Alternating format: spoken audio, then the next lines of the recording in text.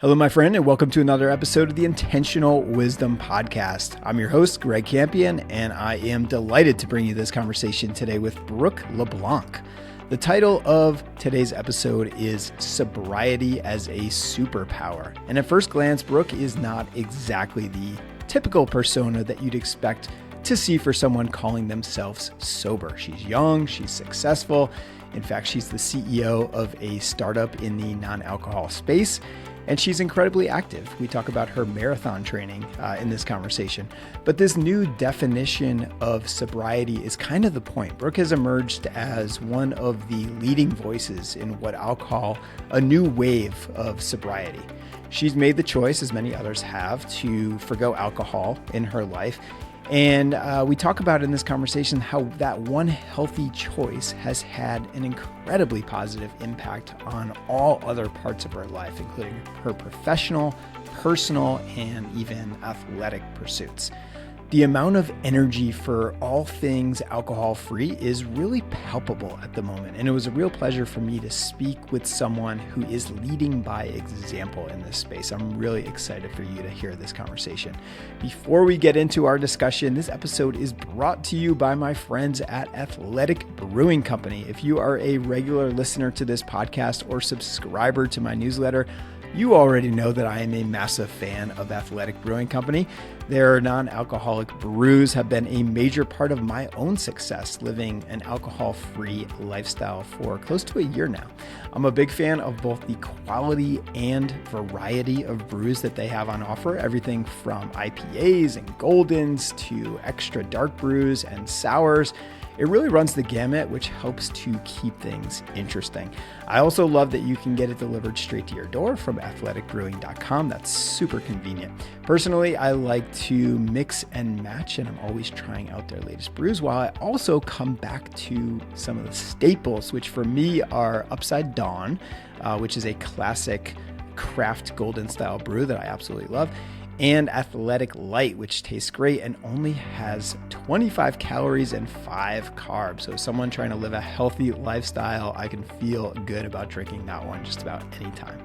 Try Athletic Brewing non-alcoholic brews for yourself. Use code WISDOM to get 15% off your order at athleticbrewing.com. That's code WISDOM, WISDOM, at checkout for 15% off your first order. Near beer exclusions and conditions apply. Athletic Brewing Company, fit for all times. All right, my friends, here is my conversation with Brooke LeBlanc. All right, Brooke LeBlanc, welcome to Intentional Wisdom. Greg, thanks so much for having me. I'm so happy to be here. I'm so psyched to have you here. I've been following you on Twitter for quite a while now, and I love all the content that you share there.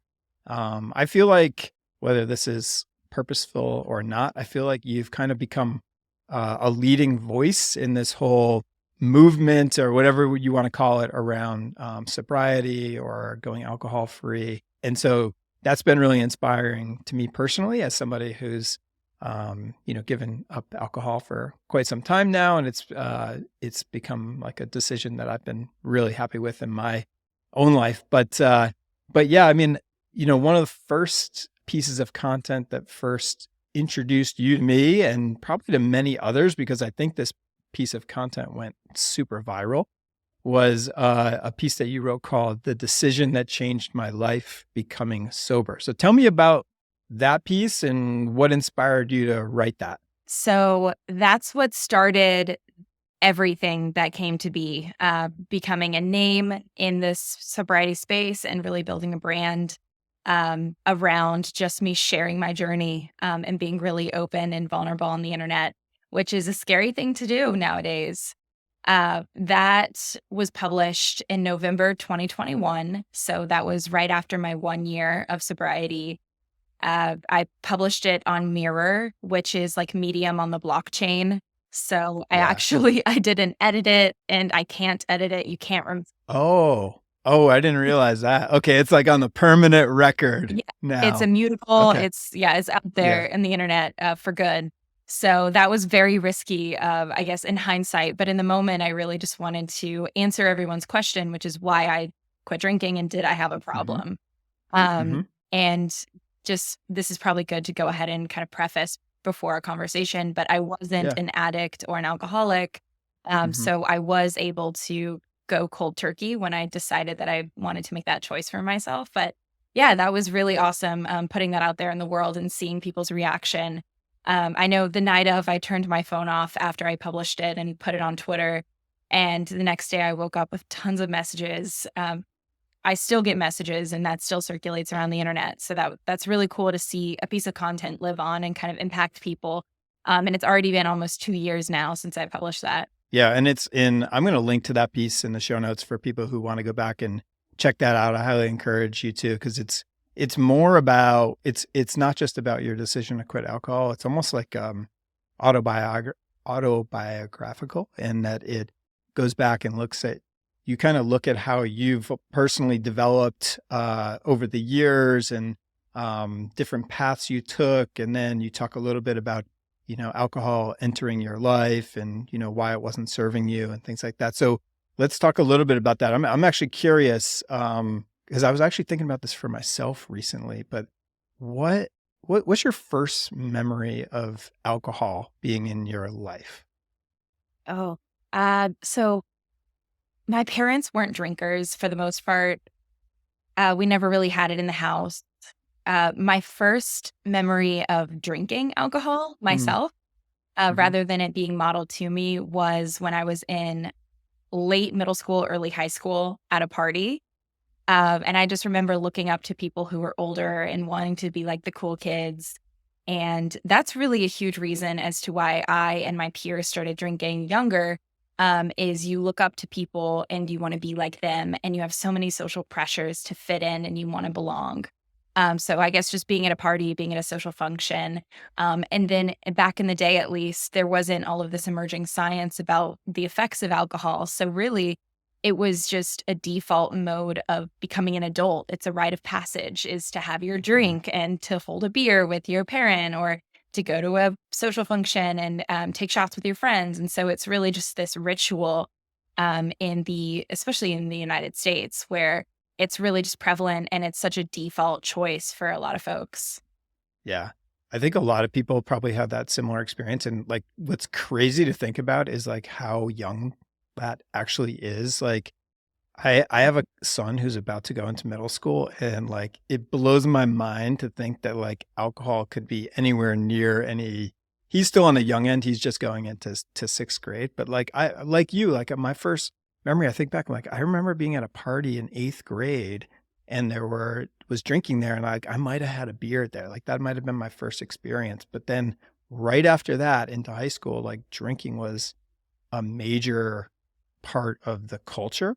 And I was thinking about this personally recently. I was like, I wonder why I started drinking, and like, why did drinking become like a big part of my identity for certainly for those like high school and college years, and a little bit afterwards. Like, I feel like it was like a pretty big part of my identity, but it wasn't like strange. It was like all of my friends. It was a really big part of all of our identities. And I was thinking back, and I was like, really, if I really am honest and think about it, like back when I was like 14 or 15 years old, I was probably had like zero self-confidence, was like really, trying to figure things out, trying to figure out who I am and all that kind of stuff. And it was just like putting alcohol in your body was like a way to like have some identity, but certainly that like help you with the confidence, like get you to a point where like you could feel like you could, socialize with people. I mean, did you feel like it was like that for you as well? Yeah. And going back to the theme of having a ritual, it's a shared experience to cheers with someone, or to open a bottle of wine and split it. So similar to the way that people treat food, I know actually in Italian countryside, they call wine food. So they quite literally compare alcohol to food, and the way that they consume it, and kind of understand the nature of consuming it. So it's really a way to build camaraderie with your peers. It's a way to fit in a time when you're transitioning schools, which is a huge leap. You're going through puberty, so you have like physical changes and identity crises. Yeah, and it was very much so started with friends, and it was always something that I kind of consumed while around other people. Yeah. Yeah. Yeah. Okay. I want to come back to that because that ritual element is really interesting to me. And I want to talk to you about like how you deal with that today. But maybe before we get into that. So, you find yourself in New York City, you're working in the kind of tech world, you're navigating the pandemic, and then you make this decision that you want to quit alcohol. A lot of people were doing the opposite at that time and like really leaning into alcohol. So tell me about that. And I'm curious, like, was there one moment when you were like, okay, I'm making a change here? Or how did that all come about? Yeah, the exact moment was a weekday. It was like a Monday or Tuesday afternoon. And I was sitting in a co-working space and I was transitioning into the tech world, but I wasn't going to leave my job at a larger B2B SaaS company without having a job lined up. So I was working nights and weekends to interview, and I just wanted the extra bandwidth, whether in terms of time or energy. So that was when I decided to go 1 week, no drinking. And Mm, after 1 week, I found just so much more time in my day to do ordinary things too, like hit my workouts daily, do my laundry on a every Sunday night cadence, and just kind of hmm systematize my life. And everything moved a lot smoother. In addition to kind of work progress and my career advancements. So after 1 week, I decided to go dry for a month. After the month of October, this is October 2020, I decided Okay. to go dry for 3 more months. And then at the turn of the new year, which is an amazing time to kind of rethink your goals and kind of check back in with yourself. And that's why New Year's resolutions are a huge kind of habit building way to kind of reassess how you consume, which has led to Dry January, which is a huge instance. Now, 230 million Americans every year kind of rethink their drinking habits in January. And at that point, I decided to call myself a sober person and step into the identity of a sober person. And it just kind of slowly snowballed from there. But that was kind of the early stages of my progression. Wow. Okay. Yeah. Dry January. I couldn't believe how, and I sometimes I can't tell how much of it is like just like the internet bubble that I live in, but like to me, like Dry January was like everywhere this year, right? Did you feel that way? Yeah. I mean, there's ways Yeah. you can kind of quantify that. If you look at Google searches, it Yeah. 2.5x from the prior year. And so every year it's growing like a wildfire. Wow. Yeah. That's amazing. That's amazing. Okay. So the identity piece, so that's really interesting to me that it sort of transitioned from like, okay, this is like, I don't know if you thought about it this way, but I'm pretty into like streaks and like in like short-term challenges and things like that. And that's kind of how I started down this path originally as well. I kind of started like I wanted to challenge myself back in 2018 to do a year without drinking. And I always kind of saw it as like a short-term challenge, and I completed it and I was like, great, yay, this is awesome. And it wasn't until like a couple of years later where I was like, I won't do that again, but I don't really want to treat it like a challenge. Like I just want to stop drinking basically. And so I think for me, that's how it kind of transitioned to that identity. But tell me a little bit more about that identity piece of it, because that's super interesting. Yeah. It's tricky because the word sober is very heavy and it means something different to every person you talk to.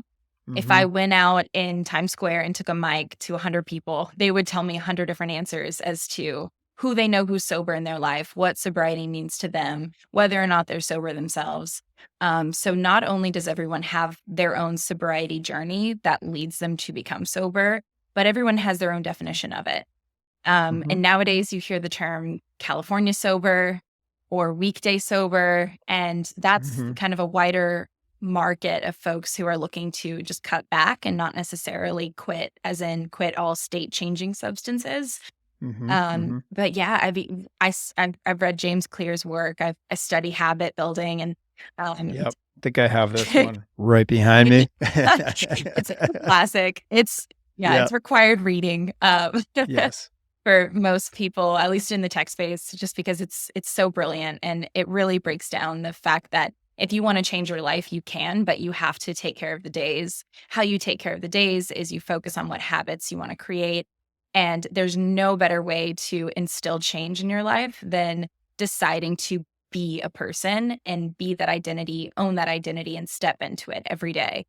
And so by declaring I'm a sober person, and by even just going out with my friends, I would start to introduce myself and say, hi, I'm Brooke. I'm a sober queen, or I'm sober. I'm not drinking. And that was one of the first things I would say in the room when I would walk into a club, bar, restaurant, whatever the environment was. And then what was cool and what I didn't expect initially is that it gives other people permission to raise their hand and say, I'm not drinking either. Let's get mocktails. And I can't tell you how many times I've had dinners since then, since kind of stepping into it myself, where other people just have a dry dinner or a dry happy hour or whatever the kind of circumstance is. So that's been really empowering. Yeah, completely. Oh my gosh. You're talking my language on like 5 different levels there, right there. But on the identity piece, I'm completely with you. I think that's kind of how I've gone about structuring my year, and actually down to like my daily schedule the last couple of years, taking a lot of inspiration from James Clear as well, and looked at my identities. So I looked like, I want to be a great dad. I want to be a great husband. I want to be a really fit person. And then breaking that down to like, okay, what would a great dad do on a weekly and daily basis? Okay, that's telling me what I need to do, et cetera. And sort of like building up my habits that way. But the identity piece when it comes to drinking is, so the way I think about it, and I can't remember if this is like a Tim Ferriss thing or something else, but like the way I think about it is like, it's one decision instead of 1,000 decisions, right? Like the 1,000 decisions is what kills you. Like if you have to decide every time you go out if you're drinking or not, eventually that's a losing strategy, right? Because eventually the like peer pressure is enough where you're in the situation, you're like, okay, fine. Like, fine. This seems like a good exception or whatever. But if you make that decision that's more identity focused, at some point you're like, I don't drink, like done. That's decisions is done. Right. So that's the way I think about it anyways. But, to me, very interesting to hear about how other people reacted. I've had similar experiences, to that, but tell me a little bit more about that and just what that looks like, because you're kind of at a different stage of life than I am, in that I would imagine it's easier for a guy in his 40s who's got kids, who lives in the suburbs, to like navigate around drinking a little bit, because you're more, whatever, you're at home with kids and on a lot of nights and stuff like that. It's a lot less of like a party situation, but like being someone, in their 20s, living in Manhattan, et cetera, like, tell me about that. Like, how do you navigate that, and how do people generally react? Yeah. So I saw a notable difference in the way that other people reacted to me based on how I felt with myself. So, before I adopted sobriety as my identity and I was unsure about it, I mean, I was still not drinking, I was still abstaining, but I was very scared. And sometimes I would dance around saying that I'm sober and just say that I was training for a road race. Therefore, I couldn't drink this one night and I wouldn't kind of get into the weeds of my journey. Before I was very secure in my identity, other people weren't sure either. And I kind of got that energy reflected back to me. And I would still be offered shots and I would just turn it down, or it wasn't the right dynamic. I still had the same friend group too. So there was a consistency in the city I was living in, the friend groups I had, my family, which is crazy because it's such an identity shift to go from a drinker to a non-drinker. But most people, you're not introducing yourself again. You're not reintroducing yourself as, hey, I'm a non-drinker now. You just have to accept that other people see you as the new version of yourself. It's really hard to make a change in your life and be consistent. And like what you said, not renegotiate with yourself on going back against it and just kind of sticking it out and seeing, does sobriety fit me and my lifestyle and my goals? Once I started to accept that identity, everything changed. because I could walk in the room, have confidence that I wouldn't be tempted, triggered, and no matter what projections people might have, because there are folks who will still turn to you and say, oh, did you have a problem? And look at you with the face as if there was something deeply wrong and that you're not making an empowered, healthy choice because of whatever conditioning that they grew up with or whatever media and messaging that was on a billboard that taught them that alcohol is the only way to have fun and that it's boring not to drink, or whatever kind of beliefs that you come up against. And you will come up against these beliefs if you stick with sobriety long enough, especially if you travel and you experience different cultures and how they treat drinking and not drinking. Ultimately, it all comes down to the way you feel about yourself and the relationship you have with yourself. And that really changes kind of the way that your external environment looks. But yeah, it is challenging. I'm not going to lie. Isn't that interesting that it comes the role that identity and confidence play? Because I think about it's almost like the polar opposite of when you're that 14, 15, 16-year-old kid, so unsure of yourself, so unsure of your identity, just want to fit in. And it's like, okay, yeah, it makes sense. Alcohol enters the equation. This is a way to fit in. This is a way that maybe it gives me a little more of this like liquid courage, what have you. And then fast forward to what you're describing. I think you got there about 20 years earlier than me, but in terms of the confidence in yourself and the ability to say, this is who I am and I'm super comfortable with it and I'm super confident with this choice. And like, yeah, I mean, to me, like I walk into a room with friends now and I'm like, yeah, I'm not drinking. Like, it's funny. I was at a work thing down in Charleston a few months ago, and I just met the chairman of this company, and it was like this whole thing. And he was like, oh, he's like, we're going to see how late night you can hang tonight. And I was like, you are going to be severely disappointed. And I came out and he had this whole spread of like alcohol laid over the table. I'm like, this is going to be super awkward, buddy. But like, I haven't had a drink of alcohol in like 6 months and I'm not about to start right now. But like to your earlier point, like in that situation and many other situations that I have with friends, like the reaction was like, that's awesome. Like, congratulations. And oh, by the way, I'm thinking about doing that because this.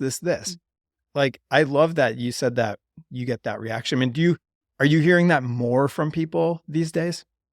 Yeah, I am hearing that more. And I fully resonate with what you said about COVID changing consumer behavior. So you could have either doubled down on your lifestyle of consuming drugs and alcohol, or you could have cut back. And when you experience a global pandemic, no matter how healthy you are, you could still be affected by getting COVID. And so it really made people kind of look twice at their day-to-day habits. And that has kind of stuck with us over the course of the past 2 to 3 years. So that's why we're seeing a growing interest in Medicine 3.0, which is preventative healthcare and people really wanting to take care of themselves and take agency over their lifestyle choices. And drinking is a part of that. All right, now we're getting into Peter Attia, and I have that book right behind me as well. You and I have the same reading list. I love it. Yeah. So, okay, yeah, I love that. I love that. Now, let me ask you this tactical question. If you're in these social situations, maybe let's get back to this idea of the ritual, because I really believe that is true. So I think one of the real positives and one of the reasons why humans have been consuming alcohol for thousands of years is the ritual nature of it. It is a great thing to be able to come together with friends and family and celebrate, and you break bread and you traditionally have wine or beer together. Like, have you found any substitutes that kind of can help fill that void for you, I wonder? Yeah. Sharing a meal. That's really awesome. So I've read the book Never Eat Alone. So that's a principle I try to live by, at least with work. If I can meet people for a lunch, that's awesome. If I'm going out on a date, I prefer to go for dinner, not drinks. But yeah, ultimately, it just comes down to understanding the root of the connection with the other person. So when you strip away drinking, the nights when you have the most kind of vulnerable conversations with the people that you're around, whether or not they're friends, family members, coworkers, it's really when you get honest with each other. And a lot of people think that you have to imbibe in a substance, drink alcohol in order to get to that level with someone, and you don't.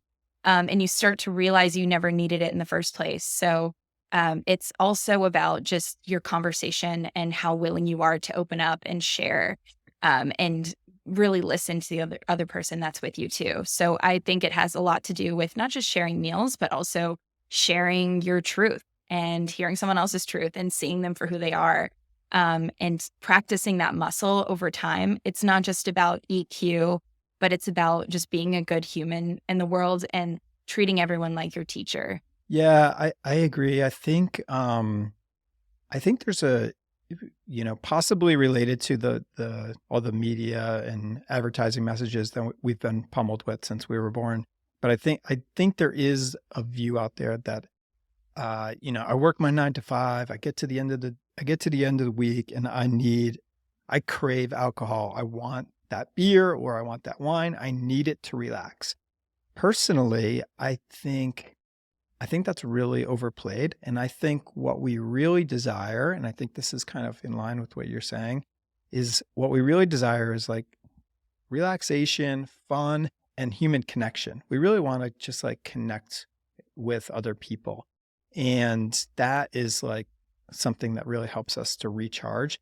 I found that that's really what I'm actually craving, not the alcohol. But for me, I do like, there is still something in that ritual of hanging out with friends and drinking. And so I've substituted alcohol with like non-alcoholic brews like Athletic, which I'm a big fan of, and they're sponsoring this episode, by the way. Thank you very much, guys. But I like that. And I actually had this conversation with the CEO of Athletic on this podcast where we talked about, I don't know what it is. It's almost like a placebo effect or something. But like, if I am at a party hanging out with a bunch of friends and I'm drinking a club soda, then for whatever reason, that's not as exciting to me. But when I have like one of these non-alcoholic brews or something similar in my hand, I feel like I'm a little more part of the action. And in a weird way, I feel like I like loosen up more. Have you experienced that effect at all? Yeah. I also consume a lot of caffeinated beverages, and I try out drinks like Yeah. Ken Euphorics and Dissois, and they have state-change ingredients in them, which kind of elevate your mood. And L-theanine is a balancing kind of chemical, and GABA is, kind of a calming. Ashwagandha, also an interesting ingredient that I like to kind of consume. And those don't contradict with my goals with sobriety. So I'm happy to kind of try those beverages. I think it's an amazing space. You can really validate the shift in consumer behavior based on looking at the numbers of non-alcoholic beverages and how successful and prolific they are. Yeah. I recently picked up a pack of Athletic Brewing at a very small bodega. So their distribution is wide. Yeah. I mean, they're everywhere. And so good on them and good on the space, because it really helps you feel like you're a part of something special when you see a brand that's made for you, that says on the packaging that we're for the people who are taking one night off drinking. They're taking antibiotics so they can't drink for 3 months. They're trying for a family so they won't be drinking for a year. Whatever your circumstances to not be drinking, it makes you feel like you're a part of something bigger than yourself. And it does build community and kind of replace what you're missing when it comes to not feeling like you belong in a room of everyone drinking and imbibing. Yeah. I mean, I think you can feel a lot better about putting some of that stuff in your body. Like if you're putting something that's got L-theanine or ashwagandha in your body, like there's a good argument to put that stuff in your body anyhow, and in certain cases. So I feel like that makes a lot of sense. I feel like it's funny that it's taken us this long to get to a place where these types of drinks are so common. But yeah, there's more and more coming out. There's one I don't know if you've tried the one called Recess before, but like I had like a Recess. It was like a non-alcoholic margarita. That was really good. And that's like nice. Like, okay, I'm having a Mexican dinner and like this actually tastes really good. And it's got some of these, like, I guess what I would call, like you mentioned, mind altering ingredients. Like they're pretty mild, I would say, but like it's that, even that is like probably a little bit of placebo effect. They're like, okay, I'm drinking this. It's different than drinking just like a club soda. And it's like, I feel chilled out, like, so there's something to be said for that. Okay. So you are, congratulations, by the way, I believe about to come up on 1,000 days sober. Is that true? Yeah, we're about 5 days out. Oh my gosh. Wait, what's the official date? Because I want to see it. Maybe I can time this podcast release with it. July 1st is 1,000 days. Amazing. Congrats. That is exciting. Okay, so let's say somebody's listening right now and their interest is piqued and they're saying, okay, I may want to start either cutting back on alcohol a little bit or rethinking my relationship with alcohol. You're somebody who's kind of a veteran at this stage, about to hit 1,000 days. What would you tell somebody who's on day one? Ooh, I mean, the two best pieces of advice for anything you want to take on, any type of life challenge, is to just get started and just keep going. So I would make it, you can make it smart. So you can make it time bound or actionable, or kind of center it around something very specific in your life. So let's say you're doing 75 hard. You can do 75 hard and take 75 days no drinking and see how you feel after. If it's something you want to reincorporate back into your life, then do it. There are no rules. And especially the younger that you go when you experiment with sobriety, with Gen Z and this new younger wave of kind of breaking out of the boxes and not really wanting to be defined, you can make sobriety be whatever you want it to be. It doesn't have to, you don't even have to call yourself sober. You can do whatever you want and you should feel empowered to. And there's the tools like the non-alcoholic beverages in place to help you.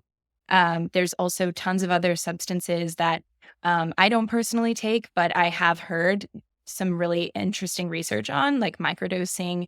So really, I think that with consumer behavior at a younger, if you just kind of look at kind of the younger trends, I think that if you just kind of ask yourself, what's most important to me? How do I want to feel? And you go one weekend off or you take a month off, then that's really useful.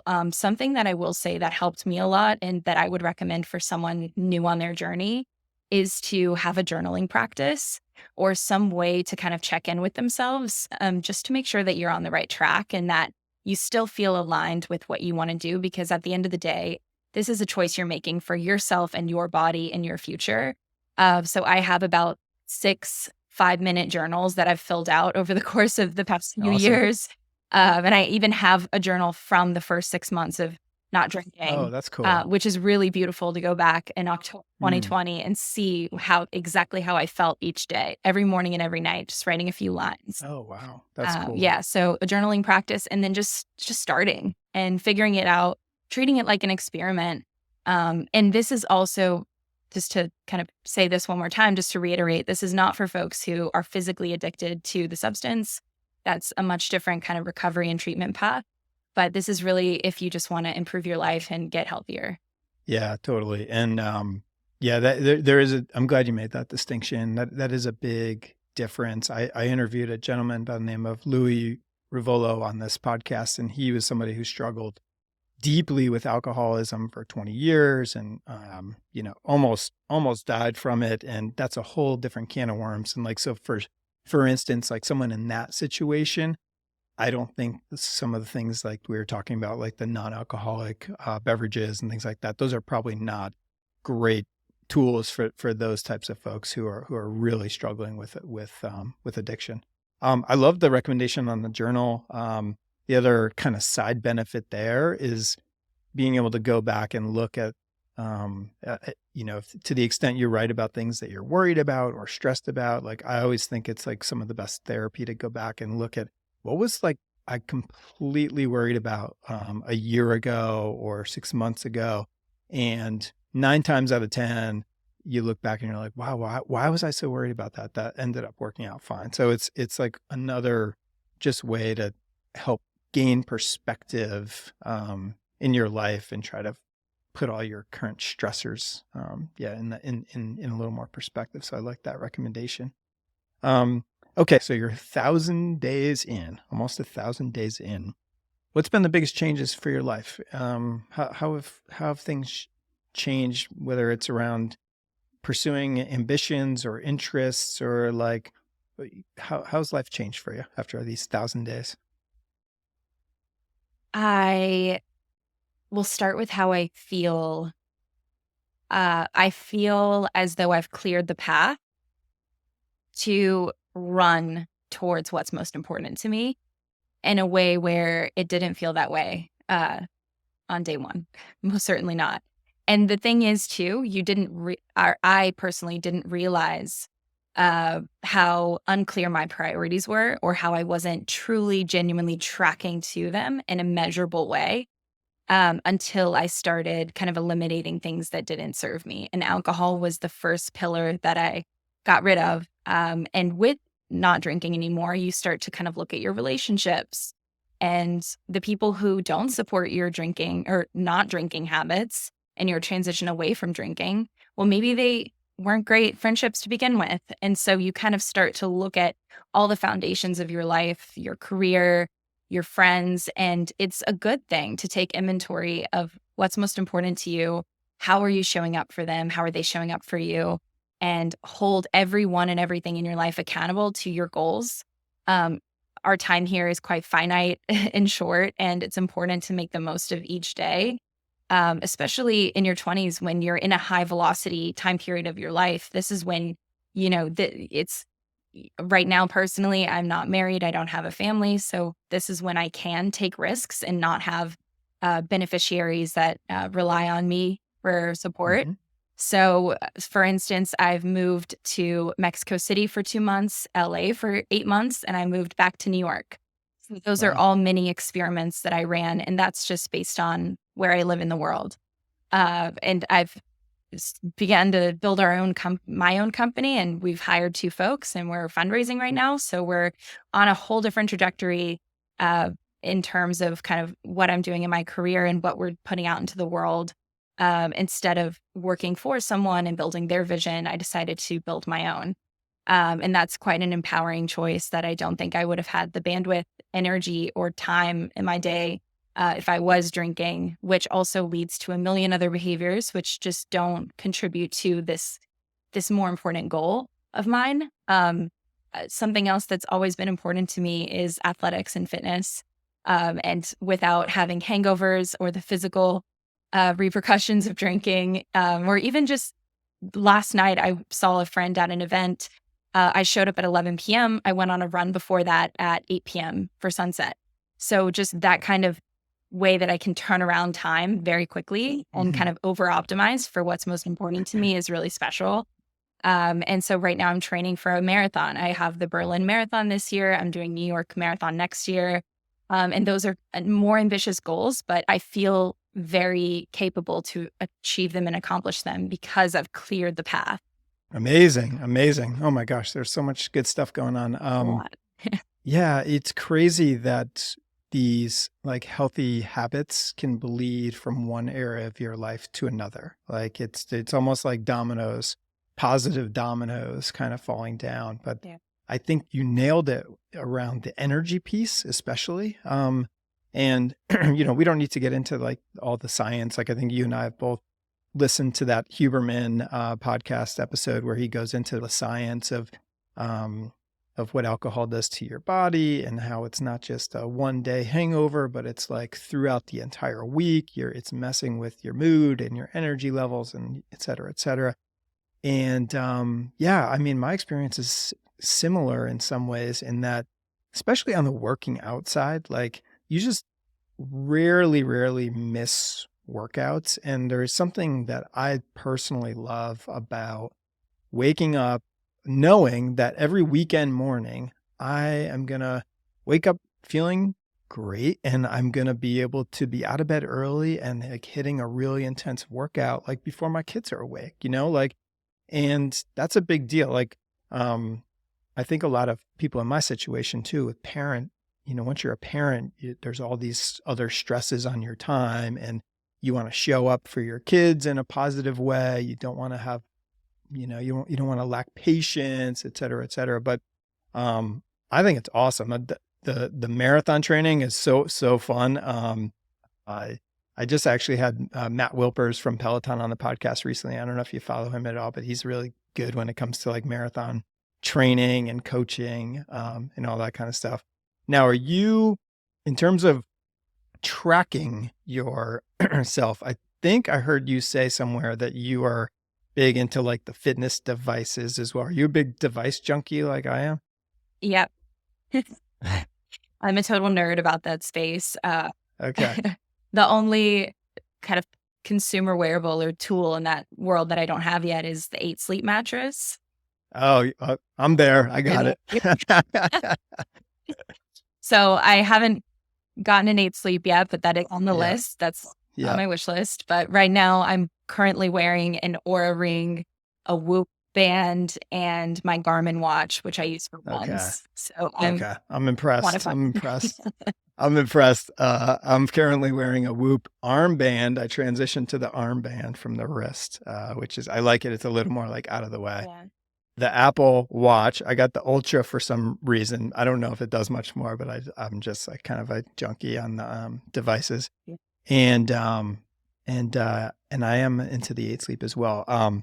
It may be overkill to have this many devices, but one thing I like about it is I actually like to have multiple readings on things, because like for whatever reason, one device might not get a good reading on something, but if I can look across multiple devices and be like, okay, my HRV is trending this way, or my resting heartbeat is trending this way, and things like that. I feel like I can get a pretty good holistic picture. And one thing I'm sure you've learned, like I've learned, is that nothing throws these devices like into like crazy haywire as much as alcohol. Like it absolutely crushes your HRV and really all your metrics. Like the lowest reading I've ever had on Whoop was like 1 or 2% recovery. And it was like the night after I went to a Zac Brown concert and like drank way too much. And I was like, oh my God, like this crushed me. Not only did this crush me, like, this thing's saying I'm almost dead, but it is like, but for the rest of the week, like my metrics were all like terrible. Right. I mean, are you tracking all that stuff pretty closely? Yeah. Well, I didn't have these devices when I was a drinker. I wish I did, because with more knowledge comes more power, and it's really cool to see what's happening in your body in real time. There are ways where I can see my friends who do drink and see what their metrics look like. So that's really cool. Interesting. Yeah. Yeah. And then what's also important to note is that a lot of people say that when you stop drinking, you sleep so much better. And yes, you do. But I have also had plenty of nights where I'm just stressed and then I don't sleep well. So it's also really beneficial to look at it as a non-drinker, just on how to optimize your metrics in your day-to-day. Yep. The other thing I think is that I actually think when you take alcohol out of the equation, you actually get a much like purer, if that's a word, reading on all your stats. Like in other words, I feel like it's much easier to be like in tune with your body and realize when something is off. Like I can tell now if I'm starting to get sick, or if something is a little off. I feel like when you're putting alcohol into your system all the time, it almost like dulls your ability to sense that. And so when you're not putting alcohol in your body, I feel like it's much more fine-tuned. That's just been my personal experience.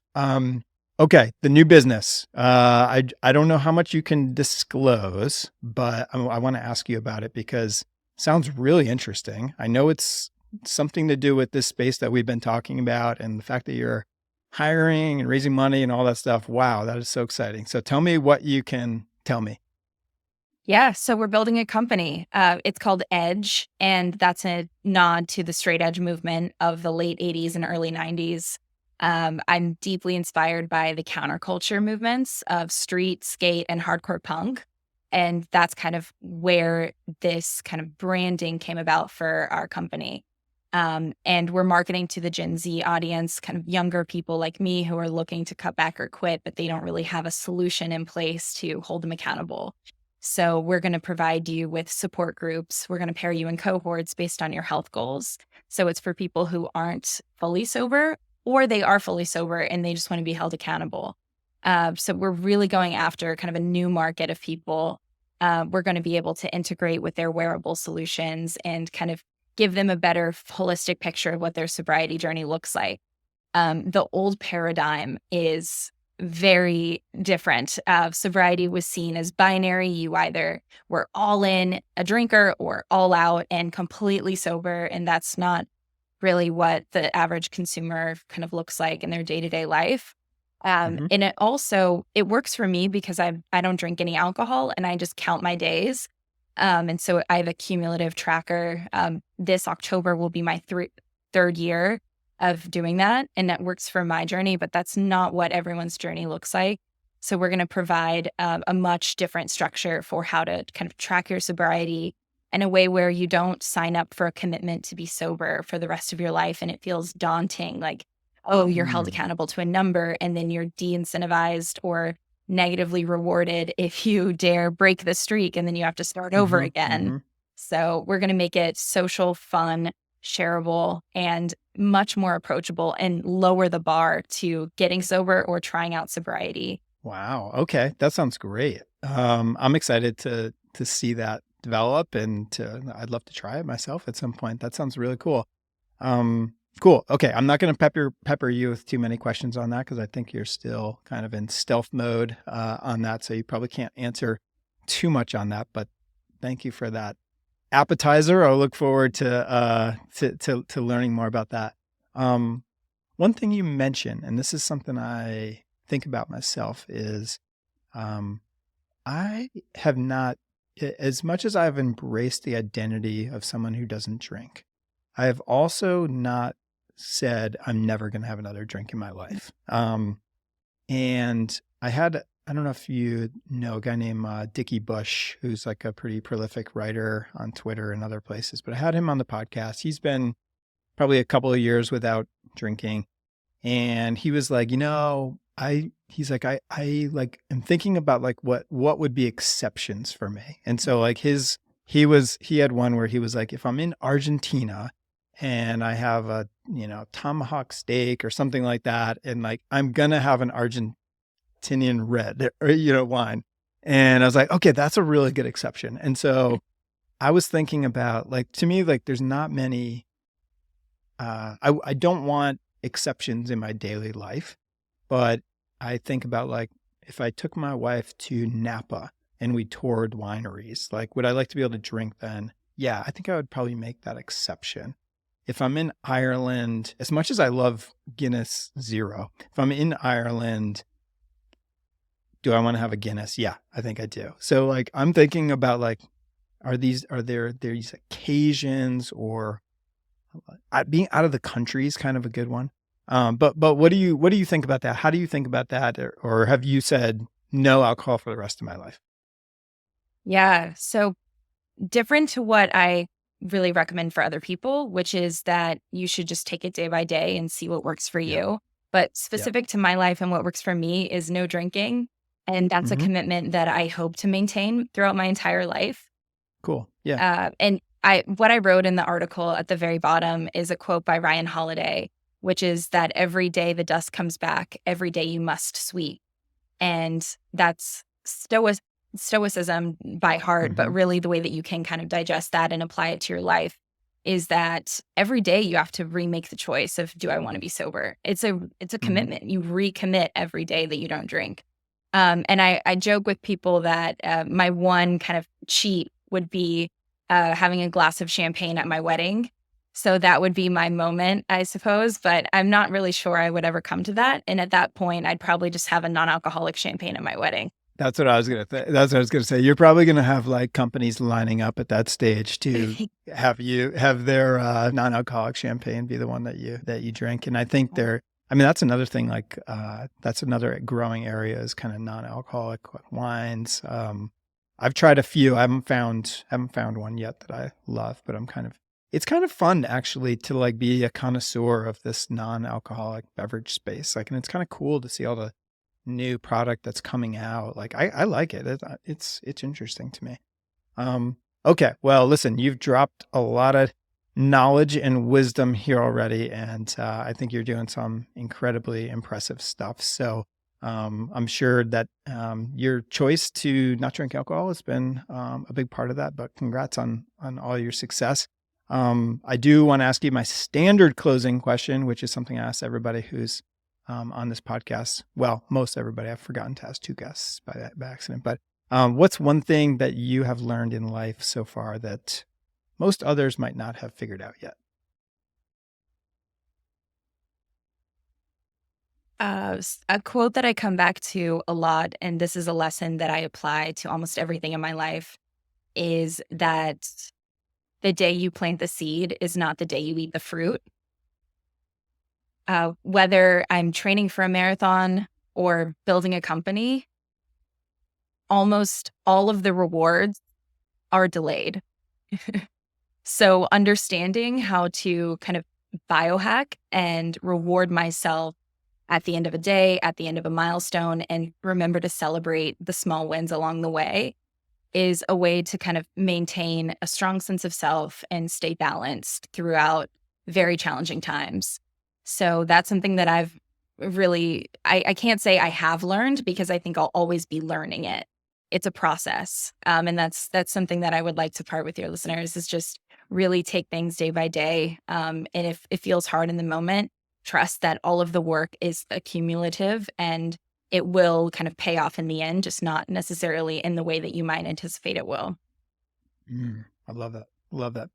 Celebrate the small wins. Don't forget to celebrate those small wins along the way. That's something I try to remind myself of as well. Well, that's awesome, Brooke. Thank you so much. For people who want to stay up to date with you, whether you're sharing your thoughts on this kind of the sobriety journey or the new company, where can they find you, follow you, all that kind of stuff? I'm online everywhere. So Brooke LeBlanc, I'm most active on Twitter. My DMs are open, so shoot me a message anytime. Cool. And I can attest to that. I think that's how we set this podcast up. I'm pretty sure I DM'd you on that one. Awesome. Brooke, this has been so much fun. Congrats again on everything you've accomplished so far. I personally am going to have a lot of fun watching your career develop in the years to come, watching everything you're going to build and all the awesome stuff you're going to do. But thanks for being a positive voice out there and setting an example. I think that's what you're really doing is you're setting an awesome example that it's possible to live this way and to not only live this way, but like to really thrive this way. So congrats. And thanks for coming on. Thank you so much for having me. There you have it, folks. Brooke LeBlanc. She is really impressive, isn't she? Go follow her on social media. I'll link to her accounts in the show notes. Very cool to see this next generation making healthy choices and seeing just how powerful those choices can be in all other areas of their lives, which is really, really cool. Brooke is such a great example. I'm sure she's going to inspire many, many others. Before you go, just a quick plug for the Intentional Wisdom newsletter. Go to gregcampion.substack.com to find that. It's one email every other week. I break down the best of what I'm learning from awesome guests just like Brooke. I also share with you everything I'm reading, watching, and listening to, and I break down topics like Zone 2 training, HRV, alcohol-free living. I break them down into simple, practical, and understandable terms so that you can apply these things for yourself. Check it out, gregcampion.substack.com. Thanks for listening, and I will see you next time.